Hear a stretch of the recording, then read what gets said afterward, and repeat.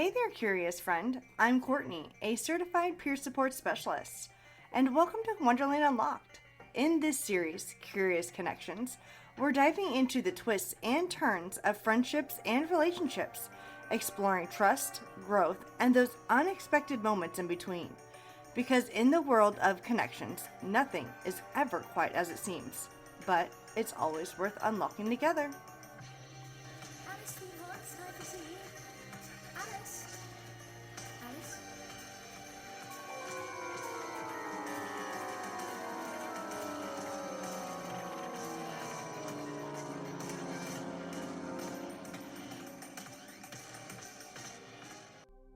Welcome back to Wonderland Unlocked, the place where we explore the twists and turns of the human experience through the looking glass of Alice in Wonderland. In today's episode, we're diving into something that many of us have done, sometimes without even realizing it. Have you ever found yourself shifting your personality, interests, or even beliefs just to fit in? To keep a relationship going? To make sure someone doesn't leave? This, my dear listeners, is what I call the Chameleon Effect, the act of losing yourself to keep others close. In Wonderland, things are constantly shifting. Alice grows and shrinks, the characters around her change moods at the drop of a hat, and no one is ever quite what they seem. It's an unpredictable world, much like the relationships, when we forget who we are in order to maintain connection. Today we'll explore how and why we become chameleons in relationships, the toll it takes on us, and most importantly, how we can find our way back to ourselves without losing the people we love. So take a deep breath, step through the looking glass, and let's begin. Think about Alice for a moment. She's constantly trying to adjust Wonderland's unpredictable rules. 1 minute, she's too big. The next, she's too small. She's trying to find her way in a world that doesn't make sense, just like so many of us do in relationships. But let's go deeper. Alice doesn't just change size. She changes how she interacts with different characters. With the White Rabbit, she chases after him, desperate for a direction. With the Caterpillar, she struggles to assert herself, unsure of her own identity. With the Mad Hatter and the March Hare, she plays along with their nonsense, even when it frustrates her. She's not just adapting, she's shape-shifting to survive the chaos. For those of us who grew up in unpredictable environments where love felt conditional, where conflict was frequent, or where we learned that being too much or not enough could lead to rejection, we may have developed the same skill. Maybe we mirrored our parents' emotions to keep the peace. If they were angry, we stayed quiet. If they were sad, we tried to cheer them up.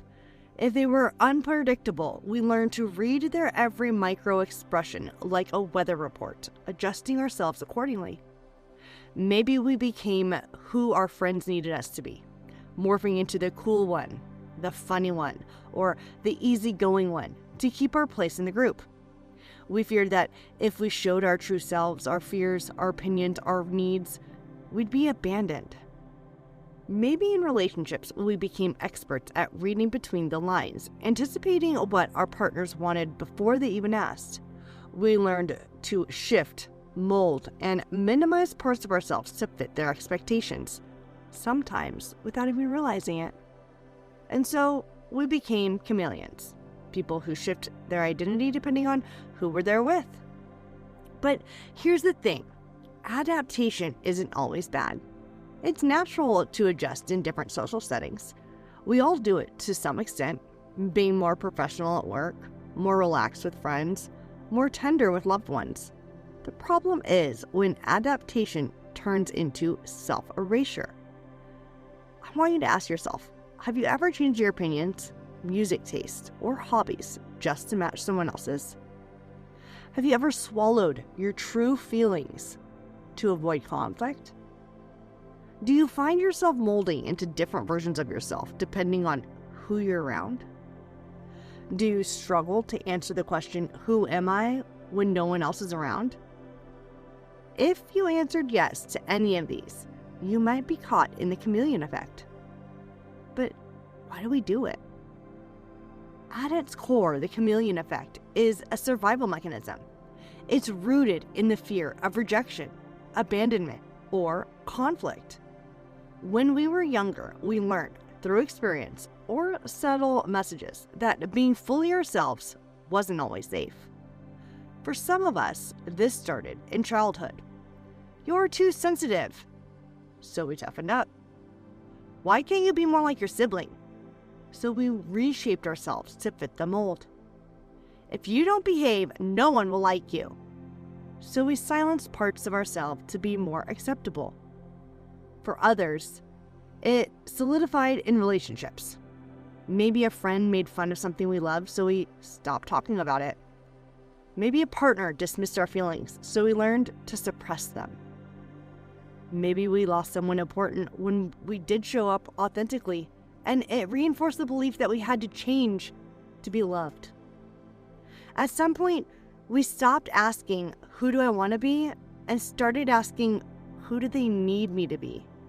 And over time, our true self became buried beneath the layers of performances. At first, being a chameleon seems like a strength. It makes us likable, adaptable, easy to get along with. But the longer we do it, the more it costs us. Exhaustion. Constantly adjusting ourselves for different people is draining. It's like running 10 different social media accounts at once, each with a different persona. Resentment. When we suppress our needs for too long, it builds resentment. We may feel unseen, unappreciated, or even angry at the people we're trying so hard to please. Identity confusion. When we spend years molding ourselves to fit others, we eventually forget that we actually want, need, or love. We wake up one day and realize we have no idea who we are outside of other people's expectations. Anxiety. The more we rely on external validation, the more we fear losing it. We overanalyze interactions, worry about disappointing people, and feel immense pressure to keep up the version of ourselves they expect. And worst of it all, we never truly feel loved. Because deep down, we know the version of us that's being loved isn't fully real. So how do we break free from the chameleon effect without losing the people we care about? Start noticing the shifts. Pay attention to when you start adapting. Do you change how you talk, what you say, or even how you feel depending on who you're with? Awareness is the first step. Get curious about your true self. What do you love? What do you believe? Try reconnecting with your preferences, music, hobbies, opinions, without worrying about how others will react. Practice authenticity in small ways. You don't have to overhaul your entire personality overnight. Start small. Share an opinion you normally keep quiet about. Wear something that feels like you, even if it's different. Express a preference without checking to see if others agree. Notice who makes you feel like you can breathe. Pay attention to the people who make you feel safe being your real self. Who lets you exist without performing? Who makes you feel comfortable in your own skin? Are these the connections worth nurturing? Challenge the fear of rejection. The biggest fear of stepping out of the chameleon role is losing people. But ask yourself, if someone only stays because you're constantly adapting to them, is that connection really built on love? The people who truly care about you will still want the real you, not just the version that caters to them. At the heart of the chameleon effect is fear. Fear of rejection, abandonment, or disappointing the people we love. If you've ever felt like your worth depended on how well you could please others, you're not alone. For me, this showed up in friendships and relationships in ways I didn't even notice at first.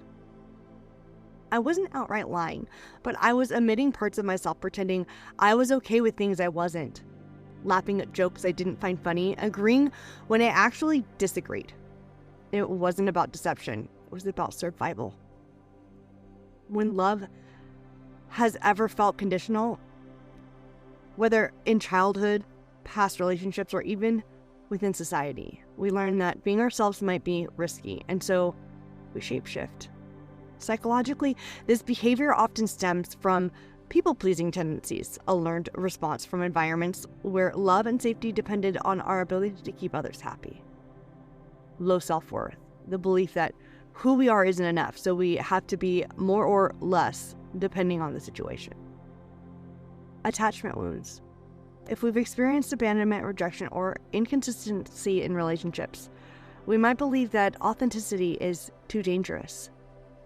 But here's the paradox. When we lose ourselves to keep others, we're never truly seen, which means we never feel truly love. We're constantly in a state of performance, exhausted by the effort of maintaining a version of ourselves that isn't real. So, how do we break free from this cycle? The first step is recognizing where you've been shape-shifting. Start noticing when you shrink yourself or exaggerate parts of who you are. Some questions to ask yourself would be, when was the last time I said yes to something I didn't actually want? Do I feel safe expressing my true thoughts and emotions in my closest relationships? If I could be 100% myself without fear, what would change? Rebuilding your sense of self means embracing your authentic identity, your interests, values, opinions, and quirks. It means reminding yourself that your worth isn't determined by how well you fit into someone else's world. And yes, this might mean facing fears of rejection. It might mean some relationships change, but the ones that remain, they'll be real. Boundaries are what separate authenticity from self-abandonment. They tell others, this is who I am, and this is what I need. Some but powerful ways to practice this: start saying, I don't know, instead of pretending you agree. Let yourself disagree without immediately softening your stance. Take up space in conversation. Your voice matters. True connection isn't about blending in. It's about standing as yourself and trusting the right people will see you, not in spite of your authenticity, but because of it. Alice's journey wasn't about becoming someone else. It was about discovering who she really was. The same is true for us. So my challenge for you, take one step today towards authenticity. Maybe it's as small as speaking your true opinion, setting a tiny boundary, or sitting with the discomfort of not pleasing everyone. Over time, these small steps will lead you back to yourself, because the people who truly love you, they don't need you to be a chameleon. They just need you. Alice spent so much time trying to fit into Wonderland's strange world, but in the end, she realized she had to wake up to step out of the distorted reality and reclaim herself. And maybe that's what we need to do too. It's time to stop shrinking ourselves for others. It's time to stop stretching ourselves thin to be liked. It's time to step out of the illusion and into who we really are. Because the right people, the ones worth keeping, will love you, not for who you pretend to be, but who you actually are. And that's where true belongings begin. Thank you for joining me on this journey through Wonderland today. If this episode resonated with you, I encourage you to reflect, journal, or share your thoughts with someone you trust. Remember, you are not too much. You are not too little. You are enough, exactly as you are. Until next time, stay curious, stay true to yourself, and keep unlocking the wonders within.